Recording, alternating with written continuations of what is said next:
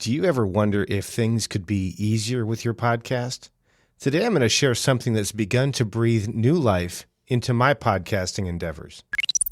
What's happening, podcasters? This is 1000 Podcasters, and I'm Brian Ensminger. I'm a podcaster and a podcast editor, and I want to see you succeed with your podcast.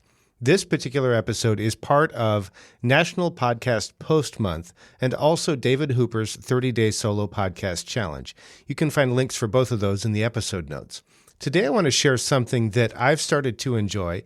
I think it's something that I really like about podcasting. There aren't any rules, and I've known this for a while. I mean, sure, you need to have media files of some kind and an RSS feed and a few other technical things. And there might be some rules for the various directories. But other than that, indie podcasters like you and me own our shows. We can call the shots. We can choose when to take a risk and when to play it safe.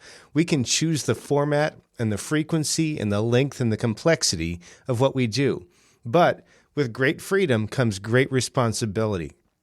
With my other show, the Engaging Missions Show, it started out relatively simple, not as simple as this show, but it started out relatively simple. And over the last 5.5, almost 6 years, the show's grown in complexity and in quality, I hope anyway. I shudder to think about some of those first episodes because, man, they were rough. This particular show, or that particular show rather, is an interview show. And so there's a lot of complexity that goes into that. I have to schedule the interviews. I have to have software to do the recordings. The editing is more complex than it might be if it was just a solo show. Sometimes when I get all done, I get adjustments requested by the guest, even if I've given them a chance to get a pre-listen. It just happens. And recently, like in the last year or so, I've started receiving takedown requests from guests. And these aren't the kind of takedown requests that say, hey, you misrepresented me, I'm not happy with it. These are the kinds of things where the people that I've interviewed, particularly missionaries or prospective missionaries, need to have them taken down for security reasons. They signed a waiver when we got it all started. Well, not signature. There was an electronic thing that they signed a waiver that, they would be willing to have it up, but now they need to have it removed. And I'm glad to do that. I'm happy for the life changes in their lives. I'm happy for what I think is going to happen when they step into these new seasons in their lives. But it's a bit of an emotional hit to take down a great interview that represents sometimes 10 or more hours of my time and the time of my team, and just to take it down. Now, again, I'm happy to do it in the sense that I'm glad for what's going on in their lives, and I definitely don't want to create a security risk, but it is a bit of an emotional hit. I guess a little bit over 6 months ago now, I started doing this show, and I'm starting to really enjoy a solo-style show. I write a script, I record, and I go. I can record and publish right where I am with my phone, not while I'm driving, of course, but I can record and publish right from my phone. I can record on my phone and then edit later and publish from the computer.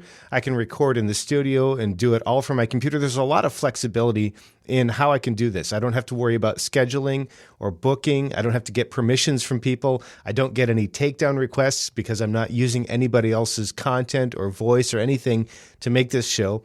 And I don't have any need to make sure that the content is long enough to make sure that my guests feel like their time was valuable and that what they had to share was good.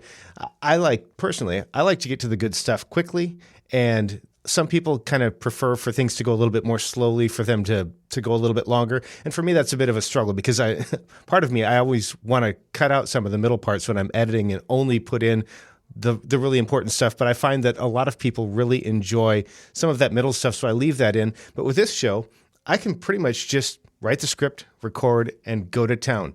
Now, you might be wondering, okay, and maybe I'm wondering a little bit too, is this selfish? Is this me being selfish? Well, maybe.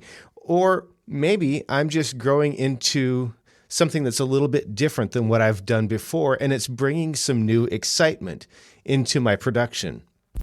What about you, though?